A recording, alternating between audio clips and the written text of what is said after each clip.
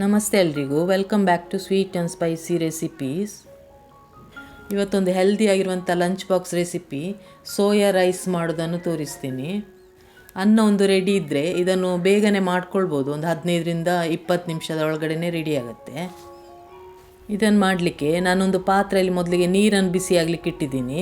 ಇದಕ್ಕೆ 1 ಕಪ್ನಷ್ಟು soya chunks ಹಾಕ್ಕೊಳ್ಬೇಕು. ನಂತರ 1 ಸ್ಪೂನಷ್ಟು ಉಪ್ಪು. ಇದನ್ನು ಹಾಕಿ ಒಂದು 2-3 ನಿಮಿಷ ತನಕ ಕುದಿಸಬೇಕು. ಸೋಯಾ ಚಂಕ್ಸ್ನ ಹಸಿ ವಾಸನೆ ಎಲ್ಲ ಹೋದರೆ ಸಾಕು. ನೋಡಿ, ಇವಾಗ ಇದು 3 ನಿಮಿಷ ಆಗಿದೆ. ಇದನ್ನು ಜಾಸ್ತಿ ಬೇಯಿಸಬಾರ್ದು.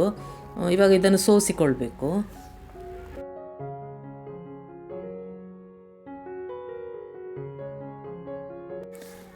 ನೋಡಿ, ನಂತರ ಇದನ್ನು ನಾನು ತಣ್ಣೀರಿಗೆ ಹಾಕಿಡ್ತಾ ಇದ್ದೀನಿ. ಸ್ವಲ್ಪ ತಣ್ಣೀಲಿದು. ತಣ್ಣದ ನಂತರ ಇದನ್ನು ನಾವೀಗ ನೀರನ್ನು ಹಿಂಡಿ ತೆಗೆದು ಇನ್ನೊಂದು ಪಾತ್ರೆಗೆ ಹಾಕಿ ಇಟ್ಕೊಳ್ಬೇಕು. ನೋಡಿ, ಇಷ್ಟಾದ ನಂತರ ನಾನು 1 ಕಪ್ನಷ್ಟು ಬಾಸ್ಮತಿ ಅಕ್ಕಿಯನ್ನು ಸ್ವಲ್ಪ ಉಪ್ಪು ಹಾಕಿ ಅನ್ನ ಮಾಡಿ ರೆಡಿ ಮಾಡಿ ಇಟ್ಕೊಂಡಿದ್ದೀನಿ. ನೀವು ಬೇಕಂದರೆ ಸೋನಾ ಮಸೂರಿ ಅಕ್ಕಿಯನ್ನು ಸಹ ಯೂಸ್ ಮಾಡ್ಬೋದು. ಇಲ್ಲಾಂದರೆ ರಾತ್ರಿ ಅನ್ನ ಏನಾದರೂ ಉಳಿದಿದ್ರು ಅದರಲ್ಲೂ ಮಾಡಿದರೂ ಚೆನ್ನಾಗಿರುತ್ತೆ.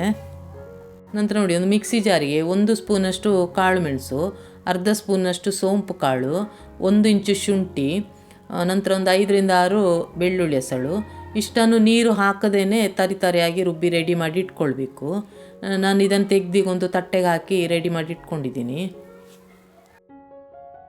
ನಂತರ ಒಂದು ಕಡಾಯಿ ಬಿಸಿಗಿಟ್ಟಿದ್ದೀನಿ. ಅದಕ್ಕೆ 3 ಸ್ಪೂನಷ್ಟು ಎಣ್ಣೆ ಬಿಸಿಯಾದ ನಂತರ ಅರ್ಧ ಸ್ಪೂನಷ್ಟು ಸಾಸಿವೆ, ಅರ್ಧ ಸ್ಪೂನಷ್ಟು ಜೀರಿಗೆ, ಸ್ವಲ್ಪ ಸಿಡಿಲಿ ಸಾಸಿವೆ. ಅದರ ನಂತರ ಒಂದು 2 ಹಸಿಮೆಣಸನ್ನು ಚಿಕ್ಕದಾಗಿ ಕಟ್ ಮಾಡಿ ಸೇರಿಸ್ಕೊಳ್ಬೇಕು. ಸ್ವಲ್ಪ ಕರಿಬೇವು ಸೊಪ್ಪು, ನಂತರ 1 ಈರುಳ್ಳಿಯನ್ನು ಚಿಕ್ಕದಾಗಿ ಕಟ್ ಮಾಡಿ ಹಾಕಿದ್ದೀನಿ. ಈರುಳ್ಳಿ ಸ್ವಲ್ಪ ಬಾಡಲಿ, ಅಲ್ಲಿ ತನಕ ಸ್ವಲ್ಪ ಹೊತ್ತು ಫ್ರೈ ಮಾಡಿಕೊಳ್ಬೇಕು. ನೋಡಿ, ಒಂದು 2 ನಿಮಿಷ ತನಕ ಈರುಳ್ಳಿ ಫ್ರೈ ಆದ ನಂತರ ಟೊಮೆಟೊ ಸೇರಿಸಿದ್ದೀನಿ. ಒಂದು ಹಣ್ಣಾಗಿರುವಂಥ ಟೊಮೆಟೊನ ಚಿಕ್ಕದಾಗಿ ಕಟ್ ಮಾಡಿ ಸೇರಿಸ್ಕೊಂಡಿದ್ದೀನಿ. ಇದು ಸ್ವಲ್ಪ ಮೆತ್ತಗಾಗಬೇಕು, ಅಲ್ಲಿ ತನಕ ಫ್ರೈ ಮಾಡ್ಕೊಳ್ಳಿ. ನಂತರ ಇದಕ್ಕೆ ನಾವು ರುಬ್ಬಿಟ್ಟಿರುವಂಥ ಪೇಸ್ಟನ್ನು ಸೇರಿಸ್ಕೊಳ್ಬೇಕು. ಇದೀಗ 1 ನಿಮಿಷ ತನಕ ಫ್ರೈ ಮಾಡಿಕೊಂಡ್ರೆ ಸಾಕು. ಯಾಕಂದರೆ ನಾವು ಹಸಿಯಾಗಿ ಎಲ್ಲ ರುಬ್ಬಿರೋದ್ರಿಂದ ಇದರ ಹಸಿ ವಾಸನೆ ಹೋಗಬೇಕು. ಅದಕ್ಕೆ ಒಂದು 2 ನಿಮಿಷ ಫ್ರೈ ಮಾಡ್ಕೊಳ್ಳಿ.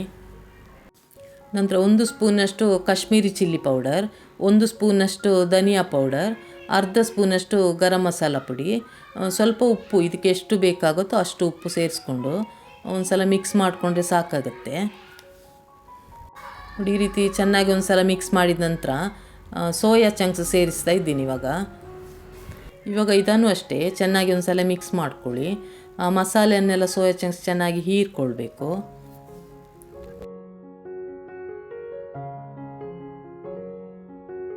ನೋಡಿ, ಮಿಕ್ಸ್ ಮಾಡಿದ ನಂತರ ನಾನೊಂದು 1/4 ಗ್ಲಾಸ್ ಅಷ್ಟೇ ನೀರು ಸೇರಿಸ್ತಾ ಇದ್ದೀನಿ.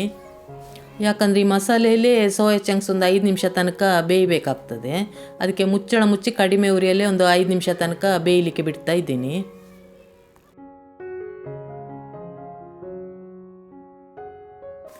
ನೋಡಿ, ಇವಾಗ ಈ ಮಸಾಲೆನೆಲ್ಲ ಚೆನ್ನಾಗಿ ಹೀರ್ಕೊಂಡಿದೆ.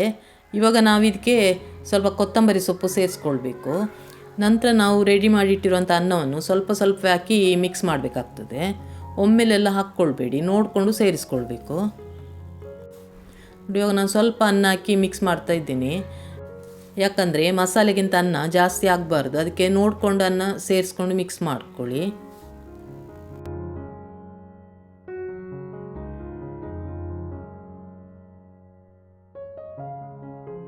ನೋಡಿದ್ರಲ್ವ, ಈಸಿಯಾಗಿರುವಂಥ ಸೋಯಾ ರೈಸ್ ರೆಡಿ ಆಯಿತು.